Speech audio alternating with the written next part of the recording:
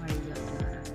So, before that, kilalanin muna natin kung sino nga ba si Maria Clara. So, si Maria Clara ay isa siyang tauhan sa nobela ni Dr. Jose Rizal, which is the first novel of Dr. Jose Rizal na Noli Me Tangere. So, doon kinanta ni Maria Clara ang poem na ito. So, ano nga ba ang nilalaman ng poem or tula na ito? So, ang nilalaman ng song ni Maria Clara, Sweet the hours in the native country ay naglalarawan ng kagandahan at kapayapaan ng pagiging nasa sarili nating bayan. Life is breeze that sweeps the meadows ay nagpapahiwatig ng kalayaan at magiging simple ng buhay sa sarili nating bayan. Tranquil is death, most tender love ay nagsasabing ang kamatayan ay mapayapa at ang pagmamahal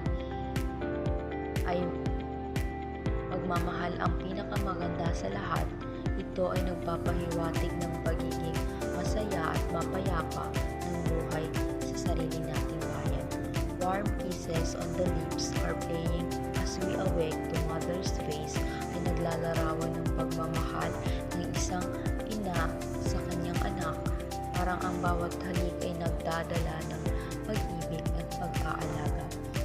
How sweet to die for the native country ay nagpapahiwatig ng pagiging handa ng isang tao na mamatay para sa kanyang sariling bayan. Ito ay nagpapakita ng matinding pagmamahal sa kanyang bayan.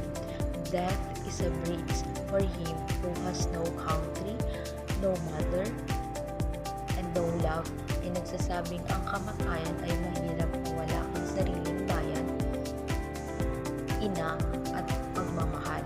Ito ay nagpapahiwatig ng kahagandahan ng pagiging parte ng isang pamilya at bayan.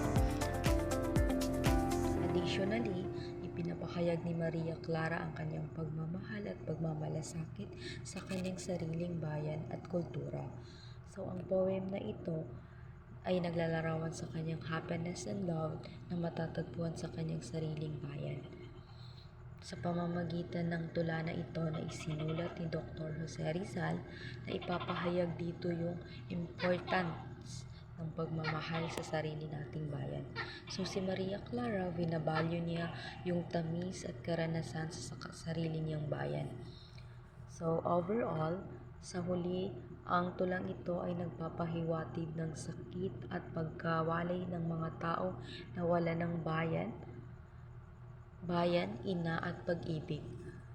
So ang song nito ni Maria Clara ay sinulat ni Dr. Jose Rizal ay naglalarawan ng pagmamahal sa bayan, kultura ng Pilipinas na nagpapakita ng kaligayahan at sakit ng pagkaulila. So that's all. Thank you.